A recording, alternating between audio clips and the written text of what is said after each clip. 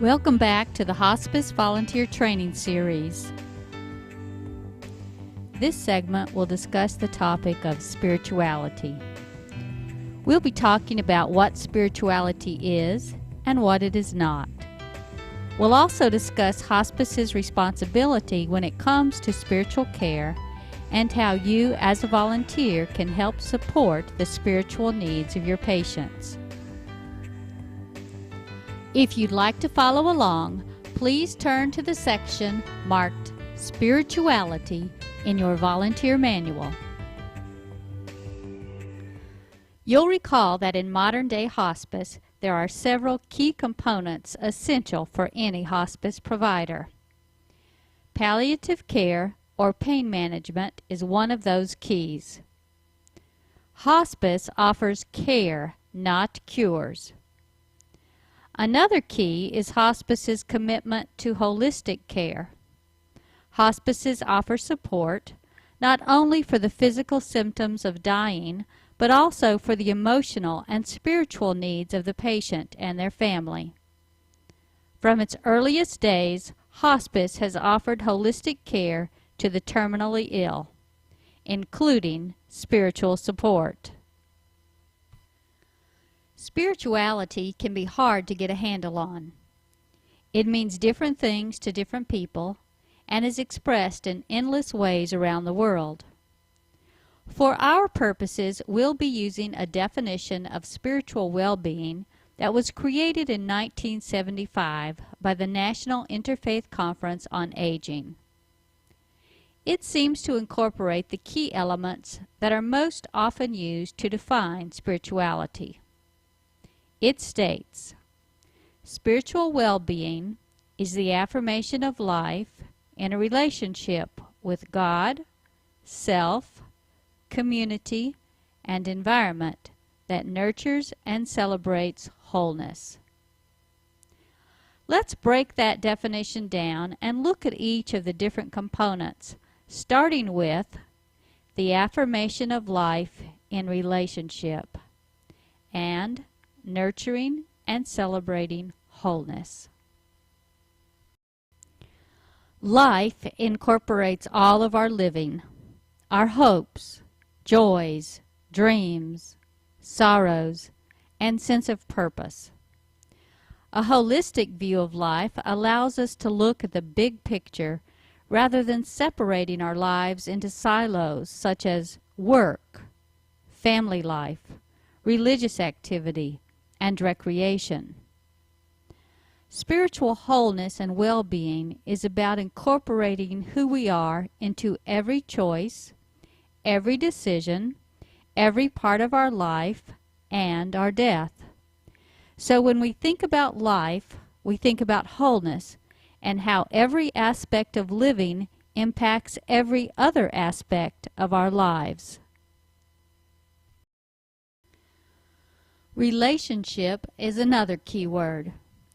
Our definition mentions living in relationship with God, or the divine, or higher power, or whatever name one associates with the power, spirit, or source of life that is beyond us. Individuals live in relationship with their God in many different ways. Some find their God through corporate worship, private prayer, or scripture study. Others find their divine being through nature, music, meditation, visualization, or through service to others. There are endless ways for human beings to build a relationship with the source of divine love. Next, our definition mentions being in relationship with self.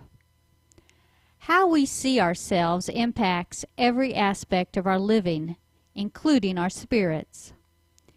If we see ourselves as being worthy of love and life, then our attitudes and choices reflect that sense of self.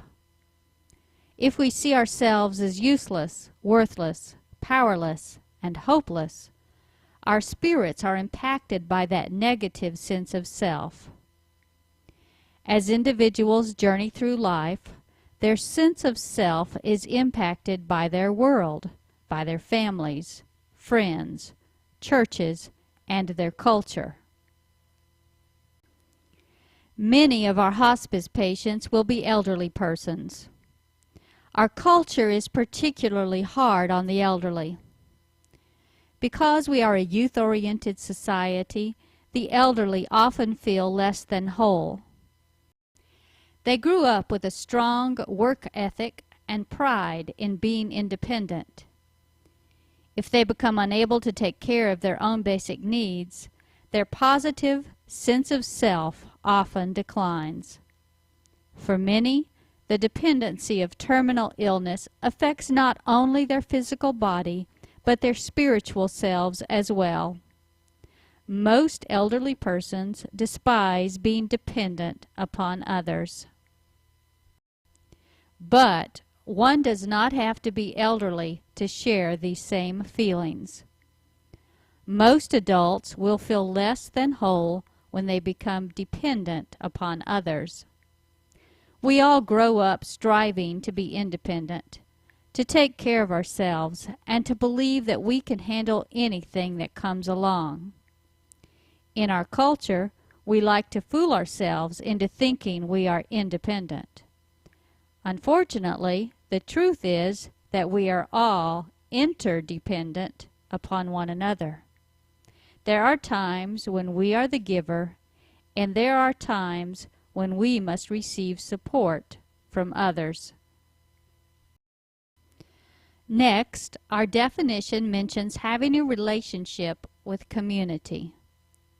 Again, the understanding is that we are not alone. We live in community. We have families, neighbors, work associates, and friends. All these relationships enrich our lives. Unfortunately, when people are dying, friends and loved ones do not know how to relate to the terminally ill. They don't know what to say. They fear saying the wrong thing. They fear death, and they fear talking about death. So the terminally ill person finds that they are spending more and more time alone. They grow more isolated from their community and the friends and family who could provide enriching relationships during this important time in their lives. That's one reason volunteers are so important in hospice care. As a volunteer, you certainly cannot replace those persons who no longer come to see your patient, but you do become a part of their current community. Your friendship provides a meaningful relationship and helps them feel connected, which touches and enriches their heart and soul. And finally, our definition mentions living in relationship with the environment. Most people feel better when they are surrounded by beauty and cleanliness. Standing by a clean, gurgling mountain brook would touch our spirit in a positive way versus standing by a stream full of sewage and dead fish. Our environment touches our spirit either positively or negatively. Walking into a clean, tidy kitchen impacts most of us differently than walking into a kitchen piled high with filth and dirty dishes. Vacation resorts offer us surroundings that are different from our norm. Luxurious, beautiful surroundings that refresh and revive us. Visiting beautiful places in nature, such as ocean, beaches, forests, beautiful canyons, and lake shores, touches our spirit and uplifts us. The terminally ill person often finds that their environment has shrunk to no more than a room. They no longer hope to see the ocean, hear the sound of wind through the aspens, or see the immensity of open fields and wildflowers. They no longer have the richness of these beautiful places to touch their souls. That's why it can be important to surround the patient with meaningful and beautiful things. It's always nice to have familiar surroundings, whether the patient lives in their own home, a nursing home, or hospital. Of course, the hospital setting is less conducive to a homey environment, but it's important for families to do the best they can wherever their loved one spends their final days. Homes and nursing homes usually provide opportunities to hang family photos, special paintings, or posters in view of the patient. And don't forget the ceiling. A large scenic or funny poster above the bed might provide some relief for those who are bedbound. Special keepsakes, teacups, memorabilia, collectibles, whatever is special to the patient could help enrich the environment of a terminally ill person. And flowers are always wonderful if there are no allergies. While you as a volunteer are not responsible for the patient's environment, one day you may use some of these ideas to enrich the room of a terminally ill family member. The environment is not only visible to our eyes, it also reaches us through our senses. Touch, our sense of smell, taste, and hearing. Environments can be enriched through aromatherapy, essential oils, and potpourri.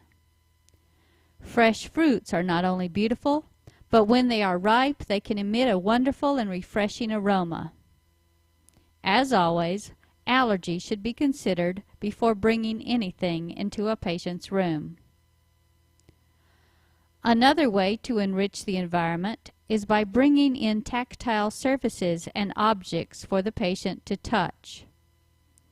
Often the patient's heart and memory can be jogged and enriched by tactile surfaces. The smooth surface of silk might remind an older woman of her silk hose with the seam down the back. The rough texture of sandpaper might touch the heart of a carpenter. These memories of long ago can help the terminally ill person reconnect with their past and allow them to reflect upon their life, their joys, hopes, and dreams. The sounds of a nature recording can also enrich the environment. So too could a branch full of maple leaves as they catch the wind in a ceiling fan. As you visit and get to know your patient, try to think of ways to enrich their environment, to help them feel connected to the bigger world through sights, sounds, smells, and the touch of familiar surfaces. So you see, when we talk about spiritual wholeness, we're not necessarily talking about religion. It's important to understand that religion and spirituality are not the same. Everyone has an inner self or spirit. Not everyone considers themselves to be religious or associated with a particular religious denomination. But spirituality, as expressed through participation in religious activities and through association with religious organizations, is important to many people. Religion refers to a belief system, such as Christianity, Judaism, or Buddhism. And of course, within the larger system, such as Christianity, there are endless denominations with their own set of beliefs and traditions. To be religious means to participate in religious activities such as worship, prayer, meditation, scripture study, or whatever is associated with one's religion. Religions are organizations with structure, leaders, policies, and specific belief systems. In contrast, spirituality is about what's on the inside of a person, what gives meaning to their lives, what drives them to be who they are, what guides their choices and drives their purpose in life. Spirituality encompasses all of life, much like a thread that is woven throughout the blanket of life. To be spiritual is to live in relationship, to be connected in ways that we've already mentioned. Hospice strives to provide spiritual care in its most holistic meaning. Besides the types of spiritual support we've already mentioned, there are other ways that the hospice team, and particularly the chaplain or pastoral counselor, will offer care for the spirit. Spiritual pain will be addressed by our staff members. Sometimes emotional distress and depression can be linked to what are considered to be spiritual issues. These might include forgiveness. Are there people or circumstances from the past that need to be forgiven? Are these people still living, or are they deceased? As the chaplain explores this type of issue, he or she may suggest ways to get the issues out in the open by writing a letter, calling the person, or having them write their thoughts down and then destroying the document. Guilt. Guilt is a common feeling. As a person begins to deal with their terminal diagnosis, they may feel all sorts of guilt, such as guilt that they are leaving their family behind, guilt over past behavior, or guilt over broken relationships. Meaning in life. Do they feel their life was useless? Or did they have purpose in their living? Are they feeling despair? Or are they at peace? Life after death. Are they afraid of what's ahead? What does their belief structure tell them? How can they find hope in the future? Anger. Are they angry because they are sick and dying? Do they equate sickness with sin? Are they angry with God, at a disease, their family, or the circumstances of their terminal diagnosis? Are they angry because they smoked all their life and now they have lung cancer? Are they angry because they're not ready to die? Looking back. Patients often need to review their life story, to look for those events along the way that gave them meaning, that enriched their lives. Sometimes it helps to relive those experiences, to reprocess and see them from a different perspective. Rituals, sacraments, traditions. There may be special sacraments or rituals that will bring spiritual meaning into a patient's current situation. The chaplain will explore how hospice can assist in providing these special ministries.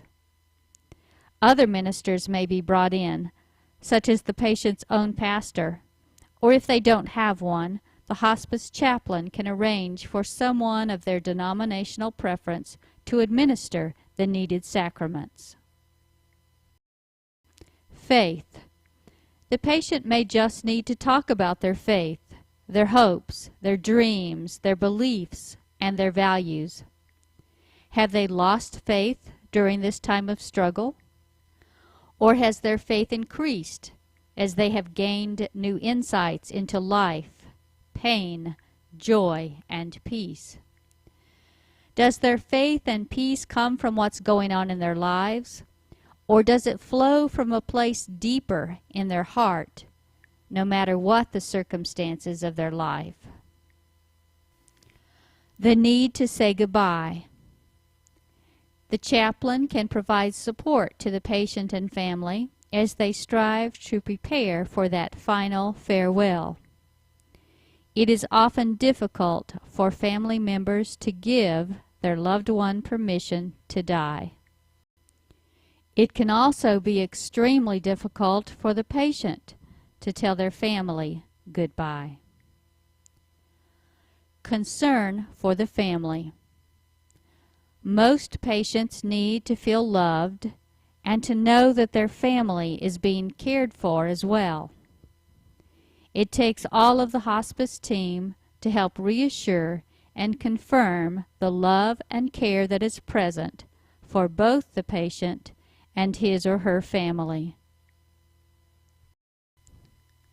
Some of the patient's issues and concerns are best supported by the chaplain or the patient's family. But there is much that a volunteer can do to provide spiritual care. Your presence and companionship can help patients feel love and peace. Your friendship can help them feel they are still somebody, a whole person who continues to live in relationship with others. You can remind them that in spite of how dependent they are upon others for their care, or how sick they may be, they still have gifts and love to share. Thank them when they touch your heart. Thank them for being a friend.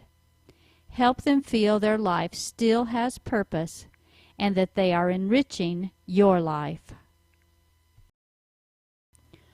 Some of the basic guidelines that are discussed in the segment on communication apply when providing spiritual support. Always listen without judging or trying to convert someone to your way of thinking. Be fully present. The patient will know if your mind is wandering. Listen intently. Accept the patient and offer unconditional love and support. Be secure in your own beliefs without needing to impose them on others. Go with the flow. If your patient wants to reflect on the past, help them by asking questions and leading them through an informal life review. Do not worry if they repeat the same stories every visit. For some reason, that particular story may bring them a sense of self and purpose that they need to hear. Or maybe it's a traumatic time that they need to understand and review from a new perspective. Read aloud from books that are inspirational to them, not necessarily to you. Always keep in mind the patient's culture and religious preference, as well as their age range and era. A person in their 90s may have totally different needs than someone in their 60s with the same terminal diagnosis and religious preference. Spiritual care is an important element in the hospice experience.